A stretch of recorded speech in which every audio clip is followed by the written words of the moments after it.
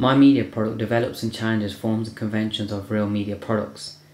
When beginning the project on making my media product, I began with researching and analysing existing films within the genre of film I aim to create. This genre was horror. I began with looking at 5-minute scenes from various films. The reason for each clip only being 5 minutes is due to the fact that my film would only be around the 5-minute mark. Whilst analysing each film, I made notes on the conventions used by each film. After doing all my research, I realised I would not have content with my media product if it was similar to other horror films and conventions that they used. To solve this problem, I decided that my media product would have to develop and challenge existing conventions and forms to create new ones and be different from all the other horror films.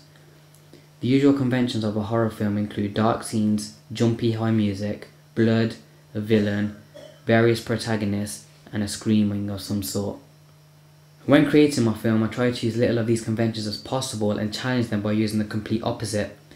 The only conventions of existing films I used were the screaming and the villain. The reason they were used was due to the storyline of my film. Instead of using dark scenes within my film, I chosen to use a well lit up school. The reason for this was that my film and story could be realistic and one that the audience could relate to. No one travels around dark places at night by themselves, so to make my film different, I made it realistic to my target audience of 15 to 18 year olds by setting it in a school after hours, as many people do stay behind to do work.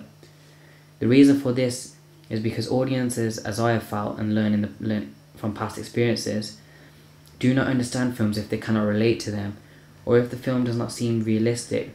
So to challenge this convention of dark scenes, I went to a location that would be realistic to my target audience of 15 to 18 year olds, and one that would challenge the convention of a dark scenes by shooting in a well lit up school.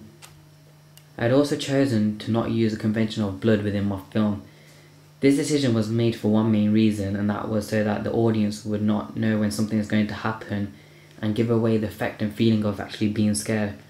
I had chosen to use the convention of a high-pitched music behind my film. The reason for this was so that the film could build up suspense and atmosphere within the audience, which results in a bigger shock when it hits. Also, instead of using various protagonists within my film, I'd only chosen to use the one. The reason for this is because the audience will feel the anticipation as one protagonist of my film wanders around the school looking for the villain. This is because people feel safer when in groups of people, so when they see the one protagonist of my film walking around the school by themselves, they feel the anticipation given off by the film and watch helplessly as they know something is about to happen to the character. My film challenges the conventions of using a scream. Using a scream within my film does not actually challenge the convention itself, however the position and the location of the scream does. Most horror films use a scream during the main part of a film. My film uses the scream at the end of the film when the villain goes for the camera, leaving the audience scared and leaving the film on a high. This challenges the convention as it is being used in a different place in a different manner. Finally, my film challenges the general convention that the villain is a male and the protagonist is a female. My film challenges this convention by switching around the roles of the male and female. Finally, my film challenges the general convention that the villain is always a male and the protagonist is a female.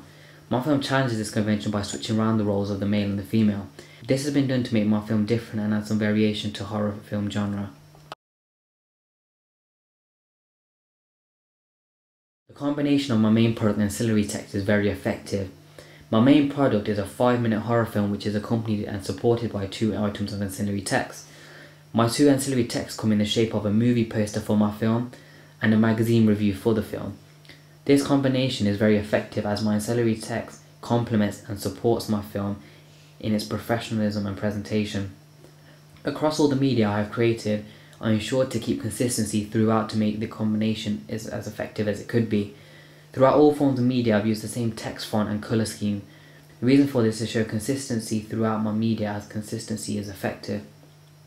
Before I created my movie poster, I researched various existing horror movie posters and made a list of their existing conventions. I then made sure I was to include all of these conventions into my movie poster to make it as effective as I could. The conventions that were used in my movie poster are the title, main central image, the slogan or the film's caption, age certificate, release date, the film's production text located at the bottom of all posters, film's publishers, who the film is made by, the digital Dolby sound logo, and dark and sinister colours throughout, along with the main picture being edited and manipulated. All of these conventions were added to my movie poster to make it effective to its audience. This is done by looking professional and powerful on first viewing. My second item of ancillary text, the magazine film review, is also just as effective due to the conventions used on it. These conventions were the film's title, release date, the review's rating, my main central image, dark and edited, seem more scary and manipulated, the text reviewing the film and its production presented in columns, basic plain background, the magazine's name and website, and the page number is located at the bottom of the page. These conventions make the combination of my main product and ancillary text effective, as it shows professionalism due to the conventions and forms being used on it. Also, it shows the effectiveness as altogether each piece of text looks full and powerful from its colour and text schemes. Overall, the entire combination of my ancillary text and my main product shows to be very effective, as I have showed it to a wide range of audience, and the feedback I have received from it is positive from everyone, thus showing the combination is effective.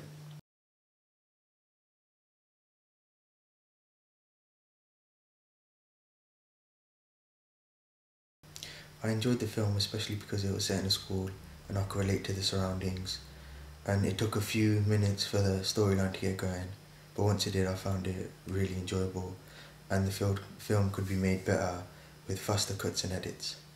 I enjoyed the film, especially the acting, made me jump quite a bit as well. The film was okay, but could be improved with better camera angles. I really enjoyed the film, especially the storyline and the acting. Also, I could really relate to the film itself. As you can see from my audience feedback, I have realised that the editing of my film could be improved. From my feedback, I have realised that the editing at the beginning of the film is rather slow. This makes the film look slow and boring. The speed doesn't really pick up until after a few minutes, when the editing becomes quicker with shorter cuts. From my audience feedback, I've learned that my audience would go and watch my film in the cinema and enjoy the showing I gave them to receive the audience feedback. However, not everyone enjoyed the storyline of my film. This was expected, as there isn't a film in the world that can please everyone's needs.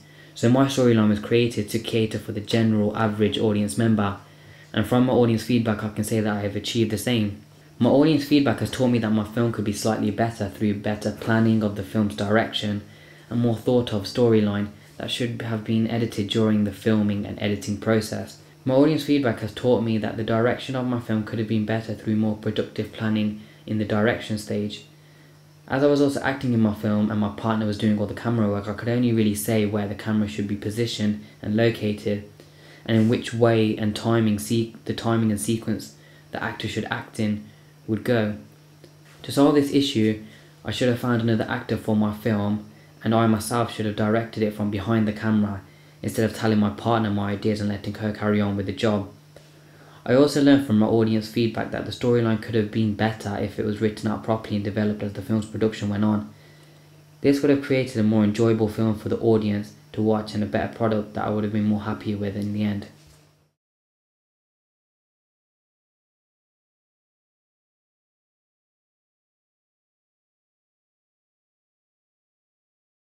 I used new media technologies throughout my project during all three stages of the project, which was the planning, research and evaluation stages.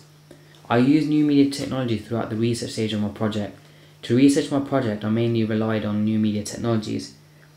To research my project, I did various things. I researched various existing films in the genre I aimed to create my film in, and that was horror. I researched existing horror films and analysed them to get a summary of the forms and conventions they all use, so I could do the same with my film and would fit in nicely into the horror genre. For this, I used new media technology such as computers and the internet sites such as YouTube to find scenes from existing horror films, so I could then analyse them and begin to research the rest of my project. I also used new media technology such as the internet to research a timeline of the horror genre. This was done so that I could have a better understanding of the genre and its conventions for when creating my horror film. This was done so that I could produce a good horror film that is as good and realistic as existing conventional horror films.